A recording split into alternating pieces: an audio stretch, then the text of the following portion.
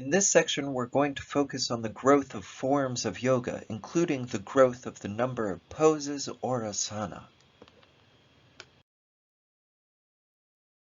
Before we begin, I want to consider how to define yoga according to some Hindu texts.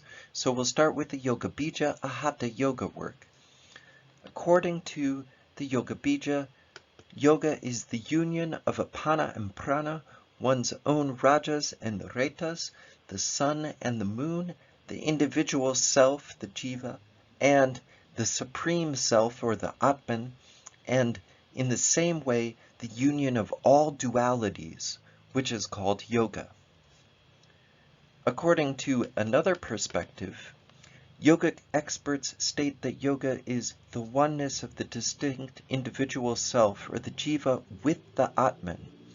Others understand it to be the ascertainment of Shiva and the soul as non-different. The scholars of the Agamas say that it is a knowledge which is the nature of Shiva's power.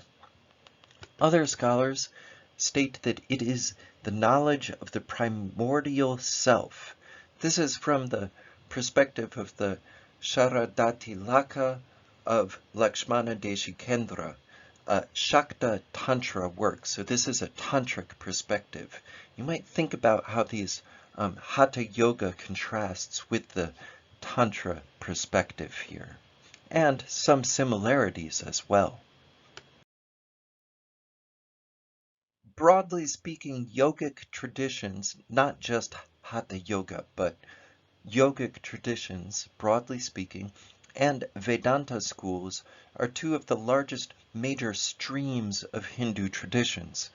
They share many thematic principles, including the concepts of the belief in the Atman, or the self, but diverge in degree and style and some of their methods. Epistemologically, yogic schools accept three means to reliable knowledge, while Advaita Vedanta accepts 6 ways. Yogic disputes the dualistic and universal theist or monist elements of Advaita Vedanta as well. Yoga schools believe that there's a state of moksha, and each individual discovers the blissful, liberating sense of himself or herself as an independent identity through this awakening of moksha. Advaita Vedanta, in contrast, believes that in the state of moksha, each individual discovers the blissful, liberating sense of himself or herself as part of the oneness with everything and the universal self. They both hold the free conscience is aloof, yet transcendent and liberated and self-aware. Furthermore, Advaita Vedanta schools enjoin the use of Patanjali's yoga practices and the reading of the Upanishads for those seeking the supreme good, the ultimate freedom, and Jivanmukta. The question becomes, how do we arrive at the notion that yoga is identified with exercise? Yoga as exercise is a created or constructed notion that emerges during what has been called the modern yoga renaissance by a blending of European styles of gymnastics with postures from Hatha Yoga from South Asia in especially the early 20th century as pioneered by Sri Yogendra and also Swami Kuvalayananda. Before 1900, there were few standing poses in Hatha Yoga. The flowing sequences of Salute to the Sun, Surya Namaskar, were pioneered by Raja of Aund and also Bhavan Rao Srinivasrao Pant Pratinidhi in the 1920s. Many standing poses used in gymnastics were incorporated into yoga by Krishnamacharya in Mysore from the 1930s through the 1950s. Several of his students went on to found influential schools of yoga, such as Pattabhi Jois, which was created by which created Ashtanga Vinyasa Yoga, which also in turn led to Power Yoga. Then you have BKS Iyengar, who created Iyengar Yoga and systematized the canon of asanas in his 1966 book, Light on Yoga. Then you also have Indra Devi, who taught yoga to many film stars in Hollywood, and Krishnamacharya's son, TKV Desikachar, who founded the Krishnamacharya Yoga Mandalam in Chennai. So these became major sort of institutions of influence. Other major schools founded in the 20th century include Bikram Chaudhuri's Bikram Yoga and Swami Shivananda of Rishikesh's Shivananda Vedanta School of Yoga. So these also became major schools of yoga. Modern yoga then spread across America and Europe and as well to the rest of the world. Now, as we have encountered in other sections of this course, in Hinduism, practices of yoga include jnana yoga, bhakti yoga, karma yoga, as well as kundalini yoga or laya yoga, and hatha yoga. The jnana yoga is a spiritual practice that pursues knowledge with questions such as, who am I? What am I? What is the universe? Among others. The practitioner studies, usually with the aid of a counselor or guru, meditates and reflects, and reaches liberating insights on the nature of their own Atman and the relationship of the Atman with the metaphysical concept of Brahman in Hinduism. The Jnanamarga thus develops that ideas can be discussed in various scriptures and then expounded upon in this student-guru relationship, and develops the study of the Upanishads and especially the Bhagavad Gita. Bhakti Yoga differs from this in that it's also called Bhakti Marga, literally the path of Bhakti, which is a spiritual path focused on the loving devotion of a personal deity. The personal deity, it might be Ganesha, it might be Krishna, it might be Radha, Rama, Sita, Vishnu, Shiva, Shakti, Lakshmi, Saraswati, Parvati, Durga, Surya, or any other.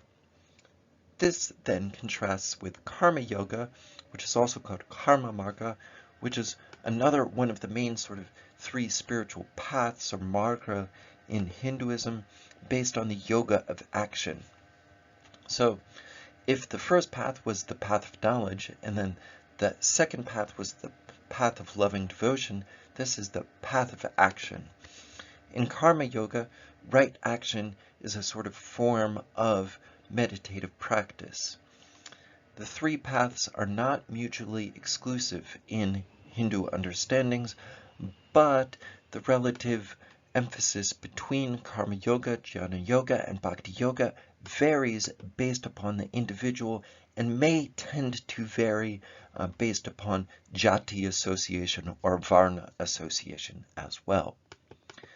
These first three yoga practices contrast with Kundalini Yoga, which derives from Kundalini, defined in Vedanta culture as energy that lies dormant at the base of the spine until it is activated, such as by the practice of yoga or meditation, and channeled upward through the chakras in the process of spiritual perfection.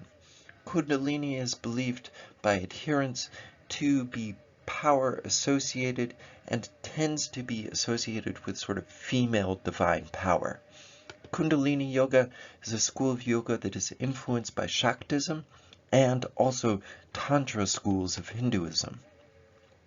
It derives its name through a focus on awakening this Kundalini energy through the regular practice and recitation of mantras, tantra, yantra, yoga, and meditation. Of the paths to spiritual liberation in Hinduism, Karma Yoga is a path which is considered probably most associated with unselfish action. It has a sort of connotation, whereas you have Kundalini Yoga, which seems to be more esoteric.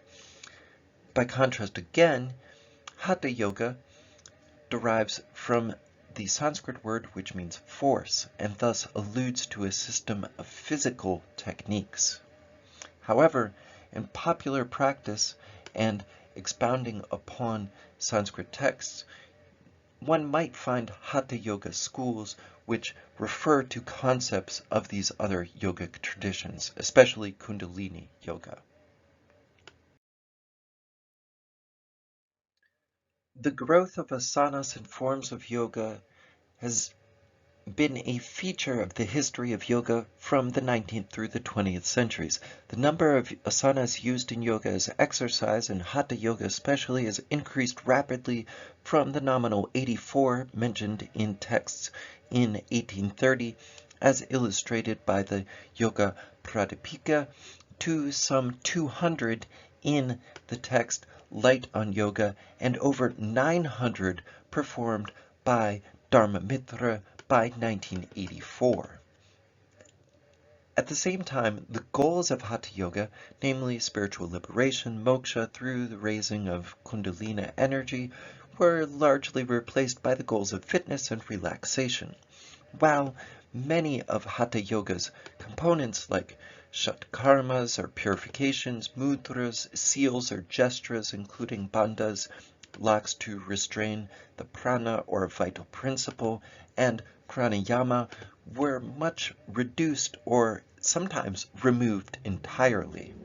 The term Hatha Yoga is also in use with a different meaning, a gentle, unbranded yoga practice, independent from major schools, and sometimes in certain contexts, predominantly for women in South Asia. Yoga has developed into a worldwide multi-billion-dollar business as well, involving classes, certification of teachers, clothing, books, videos, equipment, and also holiday retreats, of course. The ancient cross-legged sitting asanas like lotus pose, padmasana, and siddhasana are widely recognized as symbols of yoga today. The United Nations General Assembly has also established an International Day of Yoga on June 21st, celebrated annually in India as well as around the world from 2015 onward.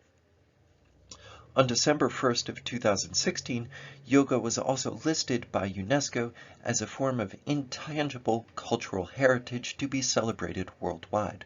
So for your post this time, go ahead and just make a quick comment about something you found surprising or something that reshaped your understanding of yoga with reference to this history.